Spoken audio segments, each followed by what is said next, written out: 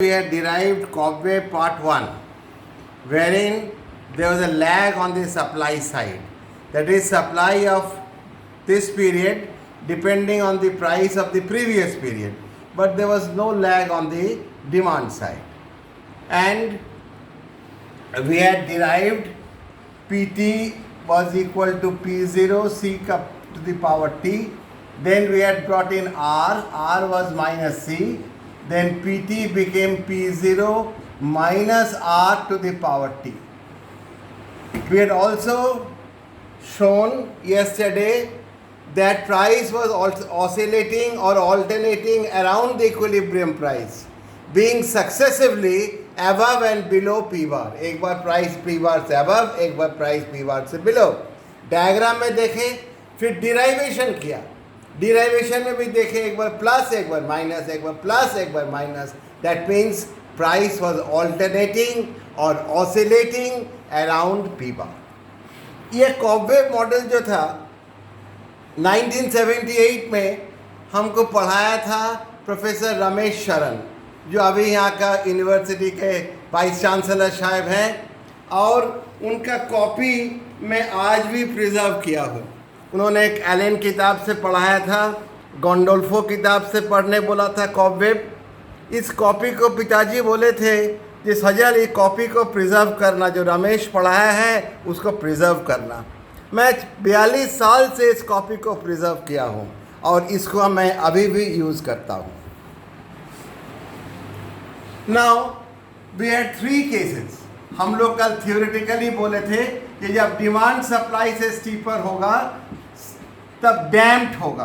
Damped oscillation मतलब T tends to infinity, P tends to P bar. Explosive oscillation बोले थे होगा जब सप्लाई होगा steeper than demand. Supply steeper than demand मतलब जब T tends to infinity, price भी टेंड्स टू होगा इन्फिनिटी.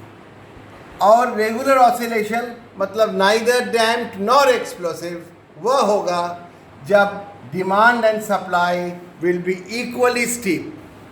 इसको हम लोग आज डिराइवेशन में करेंगे. पहला केस लेंगे, demand steeper than supply.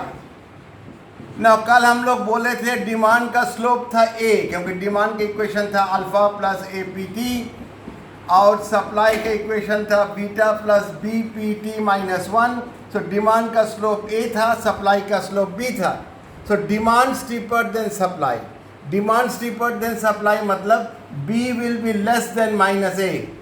B है सप्लाई का स्लोप, डिमांड स्टीपर है मतलब सप्लाई कम स्टीपर होगा. R क्या था? B by minus A. तो B है कम स्टीपर, A से छोटा, तो न्यूमरेटर हो गया छोटा. न्यूमरेटर अगर छोटा होता है तो फ्रैक्शन का वैल्यू 1 से कम होता है.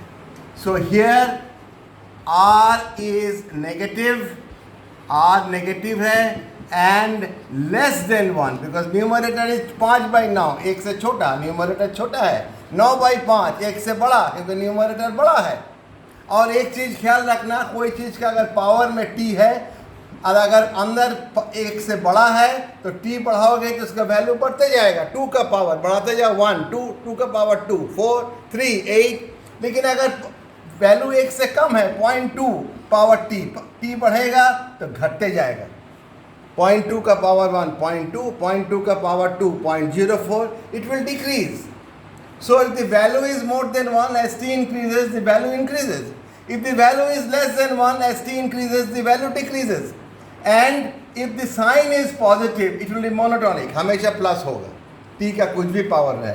अगर साइन नेगेटिव रहे तब पावर T है, तब एक बार तब T का पावर इवन होगा, 2 4 6 8 10 प्लस होगा. जब T का पावर ऑड होगा 1 3 5 7 9, तब माइनस होगा. तो एक बार प्लस, एक बार minus. That means we have oscillation.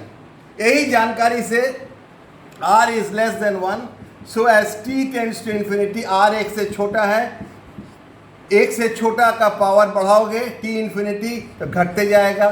घटने का सीमा है 0. तो 0 इंटू P0, तो P0 माइनस R का पावर T टेंड्स टू 0. तो इक्वल टू साइन है, तो small PT tends to 0. Small pt को तोड़ो, बड़ा pt minus p bar tends to 0. P bar को राइट साइड में ले जाओ, 0 प्लस पी बार, तो P T tends to P bar. So we have a damped oscillation when demand is steeper than supply. We have a damped oscillation. Now we take the second case. Second case was when demand and supply were equally steep, are equally steep. So demand and supply equally steep. तो R था B by minus A, और यहाँ क्या होगा, B will be equal to minus A. अब numerator denominator दोनों अगर equal है तो R का वैल्यू हो जाएगा 1, तो R will be 1. लेकिन बाहर माइनस है, तो as t tends to infinity क्या होगा, न्यूमरेटर डिनोमिनेटर इक्वल, 5 by 5 1, तो R is 1. तो 1 है और बाहर माइनस है, तो -1 का पावर t बढ़ाओगे तो क्या होगा, 1 है पावर तो -1, 2 है तो +1, 3 है तो -1, 4 है तो +1. तो ना बढ़ेगा ना घटेगा, ना एक्सप्लोसिव होगा ना डैम्प्ड होगा.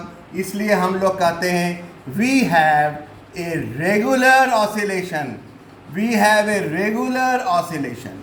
Regular oscillation means neither damped nor explosive. और लास्ट में हम लोग का थर्ड केस आएगा. Third case is when supply is steeper than demand. Third case, supply is steeper than demand. Supply is steeper than demand. So यहाँ क्या होगा, B greater than minus A. R क्या था, B बाई माइनस ए. तो यहाँ R का value क्या होगा, न्यूमरेटर बड़ा है, न्यूमरेटर अगर डिनोमिनेटर से बड़ा होता है फ्रैक्शन का वैल्यू 1 से बड़ा होगा. So here R is negative and greater than 1, 1 से बड़ा है.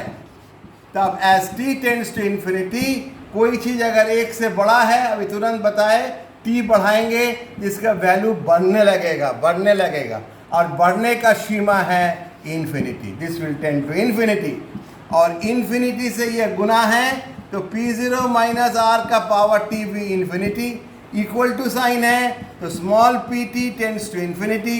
स्मॉल pt को तोड़ो, बड़ा pt minus p bar tends to infinity. तो बड़ा pt टेंड्स टू, इधर p बार ले जाओ, infinity plus p bar, infinity plus anything is infinity. So what we have is an explosive oscillation when supply is steeper than demand. ये चीज़ हमेशा ख्याल रखना, जे अगर t बढ़ा रहे हो और वैल्यू 1 से छोटा है तो t बढ़ने से उसका वैल्यू घटने लगता है, घटने का सीमा इज 0. और अगर वैल्यू अगर 1 से बड़ा है और t बढ़ा रहे हो तो उसका वैल्यू बढ़ने लगेगा और बढ़ने का सीमा है इन्फिनिटी. दूसरा, अगर साइन पॉजिटिव है तो t का पावर कुछ भी रहे हमेशा पॉजिटिव होगा, मोनोटॉनिक. लेकिन अगर साइन माइनस है तो t का पावर ऑड रहेगा तो माइनस होगा, t का पावर इवन रहेगा तो प्लस होगा, तो प्लस माइनस होगा. That means you will have an oscillation. यही हुआ, कॉब वेव खत्म हो गया with A lag on the supply side. Thank you.